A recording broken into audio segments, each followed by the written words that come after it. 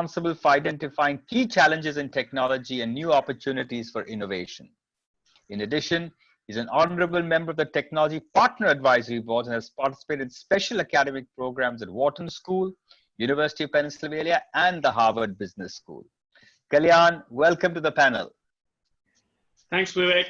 Hey, looking forward to having a good conversation. I move on to Mr. Vikas Bhosle, the Chief Executive of Crayon Software Experts India. Vikas leads the efforts of Crayon Software Experts across India since June 2014. Vikas has an avid experience of 20 years in the field of information technology with expertise in sales, marketing, strategy formulation, and operational management, along with basic growth needs like business development and client relationship management. He's a self-motivated, result-oriented professional with a keen eye for talent, skill, and business development. His association with Crayon, the global leader in software asset management, cloud, and volume licensing, has been a strengthening one within the company, growing deeper roots in the country. He's a strong advocate of transparency, working productively, and is a major contributor to the company's visibility in the country. Vikas, thank you so much for joining us. Hey, good evening, everyone, and thanks a lot, Vivek. Looking forward to the conversation. Slightly from a different industry, but a very, very interesting gentleman is Sanjay Wali. Sanjay joins us today. Sanjay is the Senior Vice President and Head of Sales, Distribution and Trade Marketing for Godfrey Phillips India Limited. A seasoned professional and an alumni of Harvard Business School, Sanjay has a rich experience of 25 years across sales, business development, new product development, and project management. He has worked with reputed Indian and multinational companies like GPIL, BIC Inc., and Procter & Gamble. His hobbies include technology, traveling, and exploring local culture. So this is Sanjay. Thank you so much, Sanjay, for joining us today as a part of this panel. Thank you, Vivek. Very happy to be here and looking forward to a very exciting discussion. Absolutely. I don't think our attendees and the people who are joining in from across the world could have asked for a better panel. I'm going to get down to business because we have limited time. Yes, COVID-19 is here and here with a bang. We all are living through it. We all are dealing with it in our own various ways. What I'd like from each one of you is, in brief, the overall impact on your industry currently, and a specific reference to your customers. What kind of impact do you foresee in the immediate, maybe 1 or 2 quarters on your customers? I'm going to start with Kamal. Kamal, the first question to you. Impact on your industry, ITES, and also just touch upon the impact that you foresee on your customers. Thank you, Vivek. And that could have been the most relevant question to start with, basically what is happening in the industry. So firstly, the unique part is none of us were ready for this. So, I mean, there was no Gartner projecting this, no IDC projecting this, what is happening today. So a lot of solutions, a lot of approaches are all coming up on the fly. Now, see, we as a company, CFI Technologies, we pretty much service almost 9 to 10 verticals in India. We could see the impact of the COVID-19 or various industries in different ways. I could see, I could hear customers because we get into a lot of these customer conversations on a daily basis. Some industries are struggling, like tourism, airlines, transportation, logistics, and hospitality. They have a real big problem in the hand for reasons known to all of us. Manufacturing and retails, particularly those organizations who are not ready for it, and nobody were in fact ready for it, who has committed investments already made. They're also under severe stress. BFSI industry is cautious. Probably they need to look at some of their digital initiatives going forward, but they are realizing it now. Pharmaceutical and healthcare, of course, all of us know there can be more opportunities. So it's a mixed bag. In fact, it's bad to start with, in the first 3 to 4 months. but everybody, while trying to manage their current business as well as the cash flow, everybody is also talking about how they can recover. So the current crisis management and recovery both are going hand in hand depending on the industries. We as a service provider who operate majorly on the data center, cloud, and network, on one hand, we know that we have a big responsibility on our shoulder to keep the business running for all those organizations who have subscribed to our services. Rather, this entire fraternity of cloud and telecom industry, I think we have a big role to play here to keep the lights on. Just to give an example, but the positive side here is that the kind of experiences which we are gaining today in this intermediate period, I hope it is intermediate. I hope it will pass on, as quickly as possible. You'll be surprised to know that stock exchange today, National Stock Exchange, we manage the entire network of National Stock Exchange.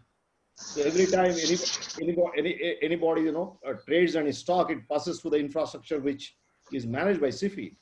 Would you believe that this entire infrastructure is almost 99% getting managed from home of engineers? Engineers are sitting at home. Every digital payment which happens in India passes through the infrastructure which has been designed, built, and managed by SIFI. The reason I'm citing these examples, because in the middle of all this crisis and chaos, we are gaining huge amount of experience how things can be done differently, and that's the positive side of it. And that's the positive side of it, Vivek.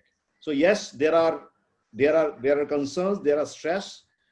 At the same time, the learning what is coming is that the entire industry, each one of the industries have to look at new ways of doing things, new business models, and build cost models which are variable in nature. It's not that you invest heavily and then you face this kind of situation. This is one situation, but it is giving us lessons that how we can face similar kind of situations. May not be health related, it may be something else. So the organizations, we are all learning in the industry. Over to you, Vivek. Appreciate that, and appreciate the fact that it is actually a responsibility, like you have correctly said, Kamal, of keeping the lights on for your customers and for the larger aspects of society. Appreciate that. KK, if I had to come to you with the same question, the immediate impact that you are withstanding on your own business and on the industry as you see it, and also a bit on your customers. Yeah. See, the way I really look at this is, if you really step back, and I want to quote a couple of things from some interesting people who made some very interesting. So when 2020 started, I think we were in a situation which I can quote saying that poor planning on someone's part became an automatic emergency on everyone's part, correct? So we ran into this, and as Kamal previously talked about, we just came into this with no warning, no insight. I was in World Economic Forum on the last week of Jan, and there was a session which was being talked about pandemic and its global impact by Yuval Noah Harari, and he was talking about the big drivers in 2021. And in comes in Feb, the whole world starts to rally, right? So from our perspective, from HCL perspective, we only put out a public statement out there saying that, and we are in our silent period, so I can't give any forward-looking guidance. But there's a lot of public statement which we have given in terms of how we've responded and how we pretty much we're seeing a positive silver lining around this whole area. 90% of our company works from home. We still have to do a lot of work. We run pretty large, essential, critical services for many companies worldwide. So we are in the critical value chain. And a big thank you to all the essential services, the employees delivering critical services in the entire value chain to keep stuff alive, whether it is telecom services, technology services. So one clear realization the world has happened is that you can work from a distributed model globally. Correct? You don't need to come to a place for work. Work can happen in a distributed way. That's the first realization. From a market standpoint, I think it's going to there is going to be impact in various industries. Certain industries, I won't think when they come back, it will be normal. It will be a new normal, correct? And it's going to impact across the stack, across the ecosystem. This thing is not over, by the way. This is going to take a W-based curve. It's going to peak come down, lockdowns, you can't lock down all the time. So when you open up, it's going to come back. There is some saying back in the UK here, NHS believes that herd immunity is the right way to go forward. And people are all bashing them around. But the real factor is that at some point in time, this is going to keep coming in multiple cycles. So what we are doing now is going to be the new normal. You have to find ways and means to continue to work. People still have to go to sites, people running data centers, running networks, doing workplace services. They have to go and touch the device, enable the work in many parts. You can't do everything remote. I see a big boon for the tech industry. People which are tech or technology enabled, I think if they pivot around this, and you can use an analogy saying that when you have a nasty curve in an F1 race, you either slow down or you drift. So the choice people have to make as businesses is, when you have an opportunity, will you slow down, wait, shift lower gears and turn, or you would drift and really find an opportunity and take the benefit up. So that's where I really think it's a global phenomenon, disaster recovery, things like what people talked about, everything went out of the window because the entire world got shut. It's not that you could survive if you move your business to any other country in the world. So that's this thing. At a later point in time, I'll share what is the silver lining ahead. Over to you, Vivek. Okay, that's fabulous. And to actually think that Yuval Noah Harari kind of touched upon at the World Economic Forum towards the end of January, and then we all know what we were facing from February onwards, is just unbelievable. I mean, that is really prescient of him. I love this, and I would like to come back at some point, the distributed model of working globally.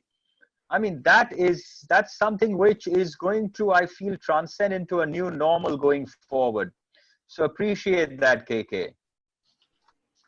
Okay. Vikas, coming to you, Crayon Software Experts India.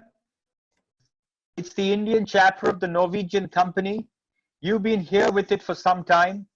It's very interesting, you know, what you do and how you actually use people like SIFI and people like HCL to actually give your customer the best value proposition for anything that he wants to do with cloud computing, transformation, etc. I'd just like your view on the impact of the situation we are facing, and maybe some thoughts on your customer going forward. Yeah, so I will talk about this from three vectors, Vivek. One is ourselves as a company, then the customers that we deal with, and of course, the larger economy. I'll be very quick about this in the interest of time. So when you really look at us as a company, and when this whole COVID thing came, which was unannounced and struck us like lightning, we were scurrying for cover because we were trying to gain the maximum opportunities from this crisis. Because being digital transformation experts, we knew this would mean a lot of people will take workloads into the cloud. This will mean people would want to have business continuity.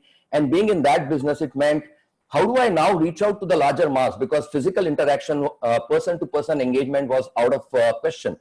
So, you know, this whole thing about webinars and doing EDMs and email blasts to reach customers and really help them became extremely critical for us. So we saw a very heightened sense of action from our side with respect to how we were reaching out to customers, what we were doing. We were setting up demo environments in the cloud. We were hosting desktops into the cloud. We were helping with migrations. So we saw a host of activities from our standpoint. My employees started to say, man, this is unprecedented. We are working 16 hours now, right? And we all thought that this is work from home and this will ease things up, but that did not really happen. And, you know, all my employees started really working to help our customers. A lot of our customers, banking, whether it is media, hospitality, we work across the verticals, we work across the segments of the market, we work with direct customers, we work with partners. And you'll be surprised to know that a lot of them found it very difficult to have basic business continuity in place. They did not have collaboration tools. They did not know how to have remote work from home enabled. They didn't have the infrastructure, they didn't have the policies, they didn't have the processes. And we helped a lot of those customers. So one of the things that became very clear part of this, that whilst today business continuity was kind of forced because of the situation at hand, this is post-COVID really going to become a reality for most organizations. And I saw a lot of organizations really struggle with that. And we did our bit in helping them. Of course, there were a lot of similar partners like us who did their bit. coming from an economic standpoint, I think there are certain industries we have taken a very, very hard beating. Aviation services, working in the aviation industry, hospitality, entertainment, a lot of these customers have taken a very heavy beating. We've got customers across the segment come to us for help, moratorium, extended terms on payment, and so on and so forth. We've done our bit in some cases in helping customers. It's a very delicate balance that you need to maintain between helping customers, keeping your own lights on, because we are not insulated from the entire crisis, are we? So that's kind of my quick insight on this from a Crayon perspective and from my own perspective. Because I hear you, and taking customers and their digital transformation to the cloud, collaboration tools, this situation, this pandemic could turn out to be an opportunity in many ways. Because I think a lot more people are going to need hand holding and going to need to come up to speed very quickly on these things. And I think, Crayon Software Experts is kind of very well positioned there. Truly said. God bless you for saying that. We do believe that ourselves. When this happened, we were 100% ready. The next day, we were all working from home. We are 100% working from home as a company today. And we are servicing all our clients with cost optimization. We have a very robust software and cloud analytics offering where we do optimization on cloud, optimization on software premises. We look at hosting and migrating solutions into the cloud. We look at assessing infrastructures for our customers. So I believe that the COVID crisis is going to give a big thrust to digital transformation initiatives. It's going to accelerate that like any time before. So if ever there was a fillip that was needed for digital transformation, this is it. Thank you for that, Vikas. Sanjay, you come from a very different industry. And you have a huge responsibility there as the senior vice president, as the head of sales, distribution, marketing. I mean, how do you see this? Because, like we discussed offline, this impact, it's a very strange one in your case. And how do you see this impact actually, being dealt with by Godfrey Phillips? I'll come to the particulars later, but just in your macro sense, in your macro take on this. Thanks, Vivek. Let me start by talking about some silver lining that we are looking at before we talk about the problems that our customers are facing. Almost on a daily basis, we get to hear stories of resilience in corporate India, the tremendous work that ITES industry is doing, tremendous work that the healthcare industry is doing. And that really gives us a lot of comfort and confidence that all of us in the corporate world will see through those tough times. Now, coming specifically to what our customers are facing. So we are from the FMCG industry. And I'd like to think of it, not me, but the government thinks of it in terms of essential and non-essential. So different set of challenges that essential and non-essentials are grappling with. As far as essential are concerned, it's typically the supply side of the problems that they're grappling with. Is you don't have enough manpower, your factory production is curtailed. Even if you sort that out, your supply chain is broken, warehousing, trucking, and the minute details, it's just a mess. Now, as far as non-essential FMCGs are concerned, it's a double whammy. There's a problem on the supply side, and there's a problem on the demand side. As far as lower middle income people or even working class people are concerned, they are seeing an actual contraction in income and therefore the disposable income. As far as the middle class and upper middle class is concerned, while as of now there is no apparent reduction in their earnings, but there's a fear of losing jobs and a sense of insecurity which drives them to spend less on what they believe is non-essential, and the propensity to save is increasing by the day. And that's what we see not just in India, but also in China. Now, so companies like us need to grapple with both ends of the spectrum. How do we fix the demand side and how do we fix the supply side? There is also legislation which currently doesn't allow us too much freedom. So right now, most of our time is spent on looking at individual customer problems and trying to solve it. And bulk of our time we spend on planning on what to do once the lockout situation ends for the time being. I also believe that we are facing a W-shaped recovery. It is not one lockdown, it will be multiple lockdowns, and therefore corporates like us need to plan for that. So that's where we are, Vivek. Over to you. Thanks for that, Sanjay. I think it's very interesting the point you made that this is a very rare situation that we find ourselves in, where the supply side has challenges. You mentioned it, factory lockdowns, getting manpower to work, distribution systems in tatters. And you also mentioned at the same time that the world is going through a demand side fracture, where people's priorities are changing, expanding consumer patterns. It's a very unique situation we find ourselves in, where the supply side and the demand side paradigms and parameters have both been disrupted. And that's why I think people keep talking about the new normal and so much about it. So appreciate that point. I'm going to move along a little quickly because we got a little bit of ground to cover. And I want to come to you all with transformation. What does it mean? I think you all are there because your USP is the transformation that you bring to your clients and customers. How you increase their efficiency, how you increase their output, how you make their cost come down, thanks to the interface of technology services, thanks to the interface of cloud and various other kinds of products and services that you bring to the table. My pointed question here, post-lockdown, what kind of transformation do you see in your own products and service offerings? Are you going to go back to your customers and clients with the same products and service and say, okay, we were there 3 months ago, we're back here, hello? Or is your product and service going to change? Is there going to be a greater focus on maybe cost over certain innovations and long-term good things? What about things that are good to have in your product and service? What about things that are must to have in your product and service?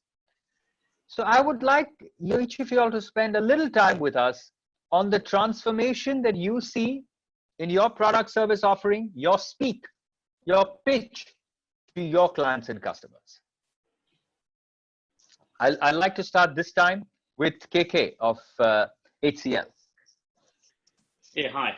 So as I was saying before, I think if you start to look at as a company, the first thing which any company has to do is to really move away from selling to serving their customer. I think it's very important, especially for someone who's, I'll give you some very interesting examples. We've got, some of the largest ambulance service in Europe, we are one of their primary core platform operations provider, correct? So if we don't deliver and step up on time, ambulance can't be dispatched, correct? Their core infrastructure, their workplace, their iPads. So the first thing which people have to do is to reorient, and every company has to think about is, how do I serve my customer and figure out what do I need to do? And that's where I think some of our philosophies as a company, which we call as a relationship beyond the contract, things like that really helps, is you really do what is right for the customer first. Second, when you look at the turnaround, different industry segments and verticals will behave completely differently in the whole emerging part. But I see clearly from a any technology company, whether you are a technology OEM, whether you are a technology services provider, or you are a software company, or you are an engineering services provider, from our perspective, we are a combination of all three. We do IT services, we have core engineering and R&D, and we have software, correct? and all of them enabled on the cloud. I really see a clear pattern emerging in this of 8 key things which I'm really seeing. I'm using this common terms. I'm saying what I call as workplace is getting fluid, which means your workplace is getting digitalized and it's becoming fluid, which means it doesn't matter where you work from, it now matters how you work from. Second, I think the key thing I think Kamal talked about, and we have talked about this, is workloads are getting cloudified. More and more opportunity. You will see a massive cloud adoption. People have realized that if you are on the cloud, you are far better in terms of ability. And if you're on a hybrid multi-cloud strategy, those can be more details, but you are better safe than being in a legacy model. Security is becoming a big play, because what's happening, because you're working from home, your security attack surface, your threat surface is completely changing, which means you need to start to reimagine how you secure. If you see your corp execs, your CEOs, your CXOs, all of them are working from home, your biggest, weakest link in your entire security chain is your home Wi-Fi. So things like you need to really start reimagining how do you do security from device-centric to persona-centric, doing a lot of those changes. Businesses will get rewired. Supply chains will become digitalized, online commerce, but you still need physical. I always believe that the world is phygital, correct? You have physical, and then you create a digital adaptation of that. But you will see a lot of rewiring of businesses happening. Supply chains getting reimagined. I think Sanjay was talking about how the supply chain outside of essential services are being relooked at.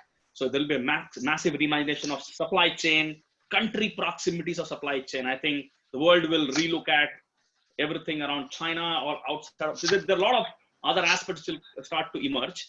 Content is becoming OTT-fied, and especially because I have another side of this thing where I work as a trustee I'm a trustee in a sports charity, a cricket charity here, very actively involved with ECB and with Cricket Australia and some of those.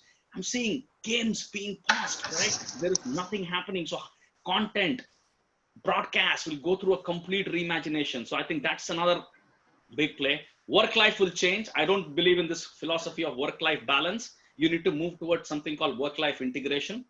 You can't say I'll work 8 hours a day. You have to find a way to balance across your life, and you choose when you need to work and be around that. Being healthy is becoming fairly recognized. So people are really going back and reimagining health, correct? And then things like now I'm seeing my Pilates instructor, she moved her entire classes over Zoom. So we're still doing that. And the last but not the least, I think world has learned one thing: being human and empathy is being realized. And I think that's very, very important. So I really think that there is a silver lining. Industries have to morph. Every company has to reimagine themselves, but there's always a silver lining. There's a lot of bad things happening, but there is a fair amount of positivity around this. You have to look at the positive side and see hope is a good strategy. It's a very starting point of a strategy that I have hope that things will change. Back to you, Vivek. KK, that was absolutely amazing. You've gone from empathy to work-life balance to rewiring businesses and to, of course, the security threat that we all have to face if most of our business starts moving to a home environment and a work from home. But that's amazing. I think you've really kept yourself open and you've kept yourself quite dynamic in this field, I must say. Vikas, over to you. Transformation, what does it mean to you, your product, your service, your offering to your customer? So, Vivek, we were lucky to be born very young, right? So we are just 5 years. So when we started in the cloud itself. So we didn't have legacy things to really worry about.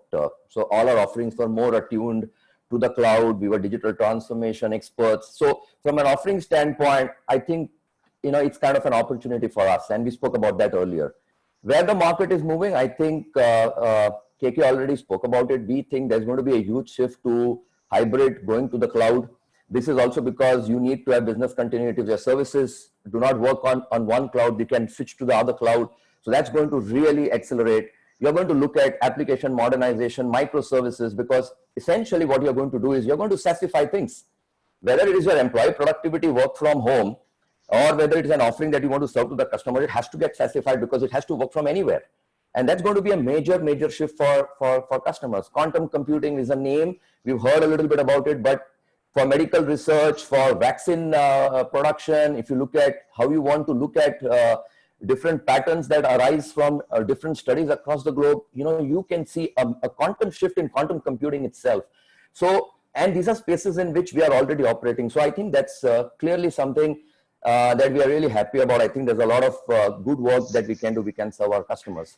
At a larger holistic perspective, the one thing I would like to say is that, when we really look at work from home, and we talk a lot about technology, we are all from the technology industry, but what really needs to be seen is what's going to happen post-COVID. So we are talking about working from home. We are talking about how we can have productivity, business continuity. One of the things that this makes is this makes the planet a far more sustainable place to live.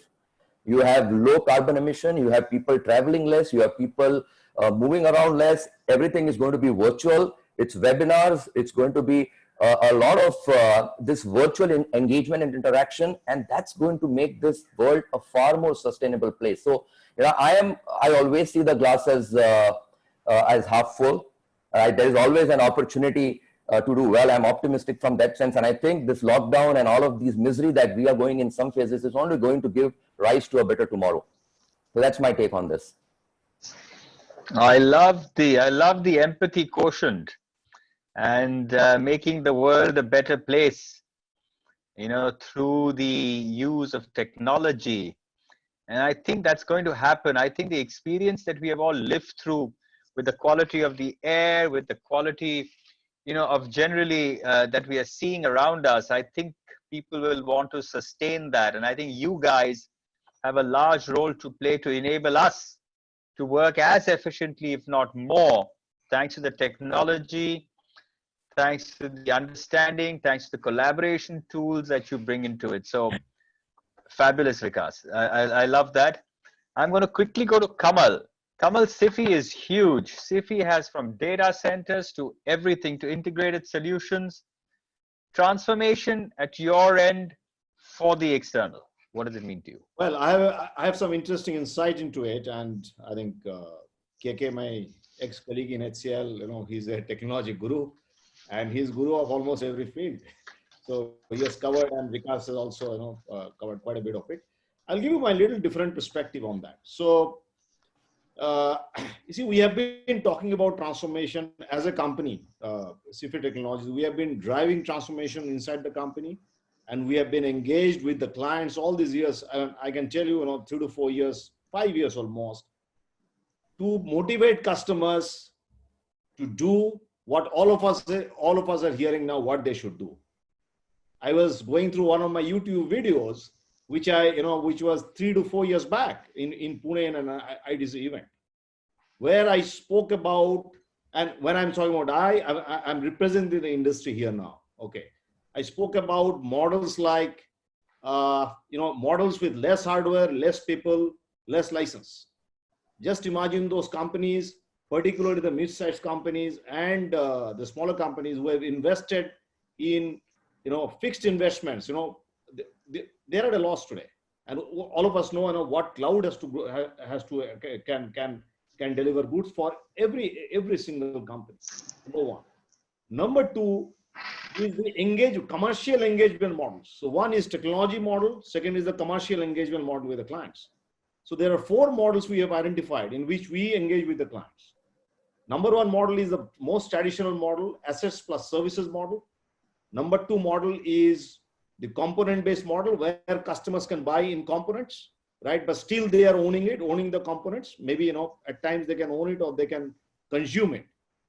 The third model is the usage-based model. And the fourth one, which is highest in the value chain, is the business outcome-based model. We have been propagating this idea of usage-based model and business outcome-based model for a very, very long time. And those in the customer space also, we have identified that there are 4 different kind of customers. First set of customers, who are the most in number, are cloud hostile customers.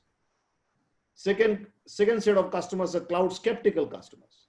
Third set are cloud friendly customers, and fourth ones, who are mostly the digital born companies or who have adopted digital as a model, are the cloud ready customers. Till now, the ratio of the first 2 and the second 2 were very skewed. If you look at the cloud adoption, and all of us know why you are talking so much about cloud. Cloud had not been there, we would not been so quickly in this virtual session also. So I see from 2080, this has to shift big time. This has to shift big time.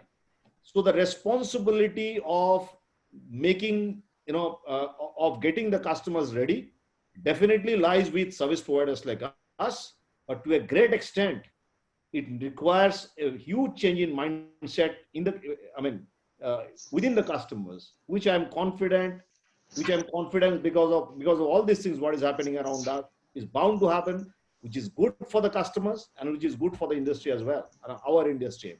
And someone talked about, I think Vikas talked about the hybrid cloud, and KK also spoke about that. We have been ready with this. So all our data centers, there are 3 hyperscale cloud providers who are hosted in our data center. So we have already created infrastructure. We have interconnected 46 data centers across the country, where data can flow within the data centers. So as a service provider, we could not have been lesser ready for what the customers would look forward, in the coming days. Over to you, Vivek. Kamal, that's very deep and insightful. And I love the way you've actually, put the 4 buckets out there very clearly. Cloud hostile customer, cloud skeptical, cloud friendly, and cloud ready. I think the agency heads and the people who are listening in, we have to reprofile our customer base. We have to see what, I'm going to touch upon this a little later, but how we need to start. And I think it was put very beautifully by KK, and I'm going to refer to it again when we come to it. Instead of selling, we've got to start servicing our customers. But I'm going to come to Sanjay here. Sanjay, we left you with a breakdown on the demand side. We left you with a breakdown on the supply side. What kind of transformation are you planning to do in your FMCG industry? And you have various government issues. You have various public and health perceptions to battle. But yes, the show has to go on. Oh boy. I wish, like my co-panelist, I could talk about the exciting new products, services, and features that we're going to be launching. But given the industry that I belong to, fundamentally the product doesn't change. But what is going to change is the way we serve our customers and consumers. The entire value chain will have to be reimagined and rethought through in terms of the processes, especially in terms of the technology that we deploy. Supply chain will be one big part of it, but there's also this thing about e-commerce. What we've learned from China is the SARS epidemic a decade and a half ago really catapulted the e-commerce industry in China in a big way. And from the initial indication, it appears that India is poised for a big e-commerce growth. And we would have to look at how do we go about maximizing this wave, besides digitization across our processes, across our functions. So that's what we are looking at in terms of reinventing ourselves. Vivek, over to you. Appreciate that. So e-commerce is something that you also see as a significant player in your, midterm and long-term goals. And of course, digitization of processes. I mean, that is something that we are all involved in. I'm going to touch upon another point now. I'm going to move forward now. It's a lightly, I would say, sensitive to in certain areas, but employees. We've been hearing about work from home. We've been talking about technology enabled. We're talking about collaboration tools. It's important we answer this. You guys are big employers. Are we looking at employee attrition? Are you looking at letting certain employees go? How are you going to keep motivation up within your employees? Do you have to reskill in terms, if you have to start moving from pitching and selling to servicing, do you have to reskill certain aspects of your company employees? Feel free to answer as you like. I'll start with Vikas on this. Vikas, you're a tight company, maybe 150, 200 employees here in India. Of course, your Norwegian parent must be much larger.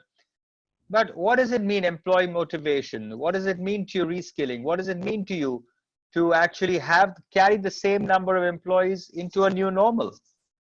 Yeah, so most of the things that you spoke about, Vivek, are things that we would normally speak anyway about: reskilling, upskilling, attrition, talent. Let me just talk a little bit about pandemics, right? And if you really look at history, anytime there is a pandemic, there is a social structure that breaks down. If you really look at the Italian Renaissance, it happened immediately after the plague that hit Italy, right? What I'm trying to say is, when such kind of things happen, there is an opportunity for new talent to rise. Because what happens is, this kind of things creates an absolute level playing field. Well. It's going well.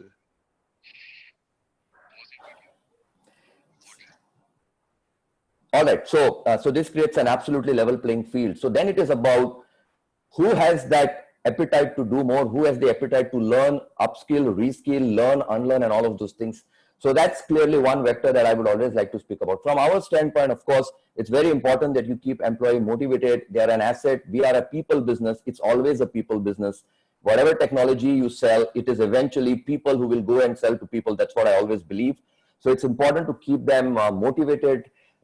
So there are a lot of things, and I will not get specific about all of those, but we have done a lot of things to address their concerns. And this is not only from a physical standpoint. We have looked at their mental, their emotional well-being. We have looked at leadership. We are making sure that the leadership steps up in a situation like this, and they are more empathetic towards our people. They understand the conditions under which they are working.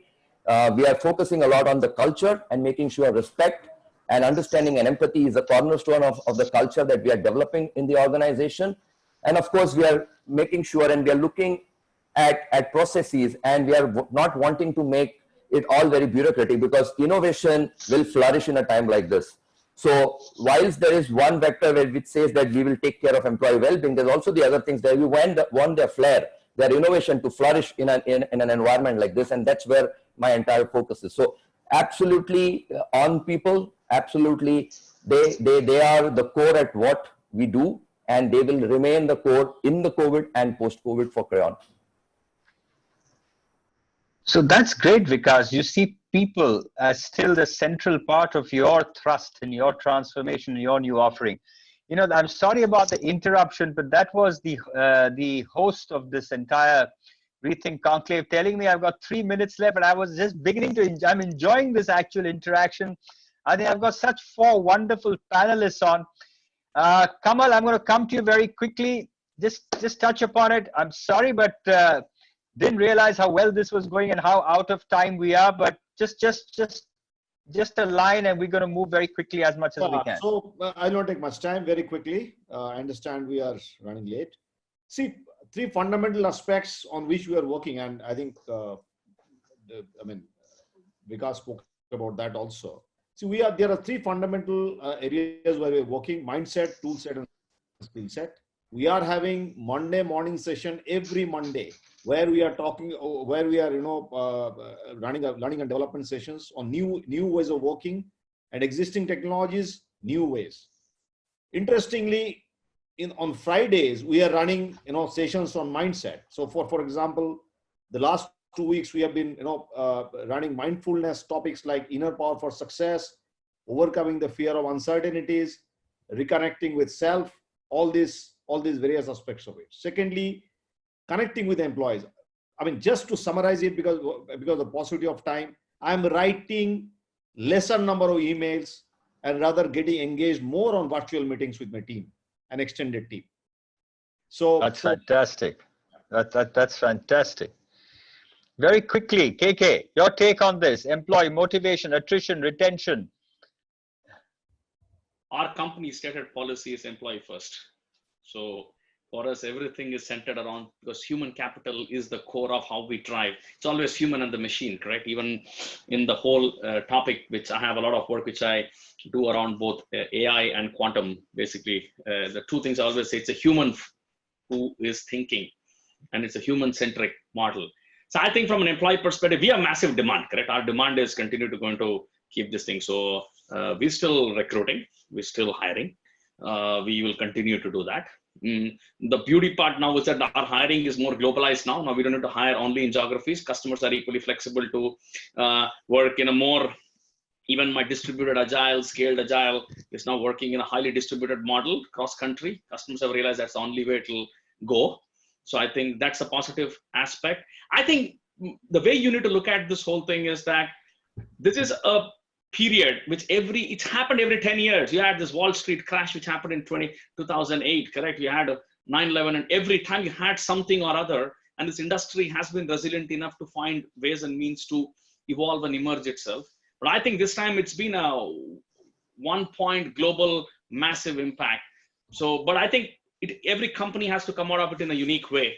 But I think at the core, if you really value employee as assets, the question is that it all depends upon how the company looks at our employee assets or employee resources. So I think that would determine how they will treat it. So, and in our case, it's an employee first philosophy as a company. Fantastic. KK, I would come to you normally, the others, but I think I may not have more than a minute left. We've got people out there who are, wanting some kind of predictability in these unpredictable times. What I mean is, guys, you guys also are huge businesses for the event management companies and agencies. Very quick, anybody can come in and take this any way they like. How can they pitch to you? How can they secure your business? As soon as the lockdown's over, everybody needs to do business. Like, you have customers that you're going after. They've got you guys as their customers. There's a universe of agencies listening in today. What would you tell them very quickly, if they wanted to come for your business and share of your dollar, what would you say to them? Okay, whoever wants to go first? I'll just say a quick word. So Shakespeare said, misery acquaints men with strange bedfellows, right? So you need to kind of integrate. My single word to people out there is, one, morph yourself into maybe a knowledge-based forums, work with media agencies, do stuff and go beyond what you're doing and add more value addition, go up the value chain, and you can partner with a number of different people to do that. That's all from my side. KK, over to you. Thank you, Vikas.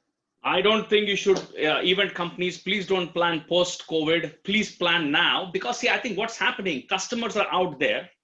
The channel has changed. So think, I would, if really ask me what I'm running at least close to every 2 weeks, I'm running at least one massive webinar. I'm doing, my marketing is chasing me on that, correct? So move to digital. I think move to digital marketing, leverage the power of DM and pivot, because all of us are now communicating, connecting, doing businesses. The only difference is the events, try to make it more digitalized. Think creatively, correct? Don't worry about post-COVID. This is going to happen for the next 12 months. If you wait till that time, you will be in more trouble. I would say find ways to be in the core theme. I saw very interesting campaigns, correct, where people are trying to even implement some kind of virtual experiences in conferences. So think through that. I think there is opportunity now itself. All right. Can I come in? Please, Sanjay. I would tend to agree with Kalyan. What tends to happen is let the lockdown open up and then we'll figure out what we need to do. But now is the time to plan. And, I would urge the agencies to kind of profile their customers. Profile them as per their industries. So if it's an airline industry, for example, obviously you'll have to put it in hibernation for a bit because it'll take a while before that revives. But if it's healthcare, if it's ITES, right? If it is essentials, those guys need agencies to come up and co-create new programs, reimagine consumer connect in a different way. Digitization is the way to do it, and Kalyan was absolutely on the ball. So how do we use the digital medium and co-create wonderful events remotely for the customers who would need it now rather than thinking about what will happen 6 months down the line. The last word from you, Kamal. Yeah, I would just like to top it up over and above, what the other panel members have spoken. So I will suggest something, I'm sure a lot of participants are there from the event companies. Don't compete with each other now.